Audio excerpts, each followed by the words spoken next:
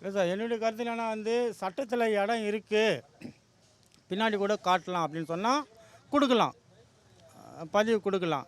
இல்லை நீங்கள் நிரூபிச்சுக்கு பிறகு தான் கொடுக்கணும் அப்படின்னு சொன்னால், இப்போதைக்கு வந்து 5 சீட்டு வந்து காங்கிரஸ் கொடுத்துருக்கு, இன்னும் 5 சீட்டு வேணுன்றாங்க. அவங்க ஒரு 2 சீட்டு 3 சீட்டு வச்சுக்கன்னா எனக்கு முதலமைச்சர் பதவியை கொடு, கேபினெட்டு பதவியை கொடுன்னா அப்புறம் நாடே ஓட்டு போடுறதுக்கே ஒரு இது அந்தஸ்து இல்லாமல் அர்த்தம் இல்லாமல் ஆகிடும். அதெல்லாம் வந்து அது போல் இதெல்லாம் தர முடியாது.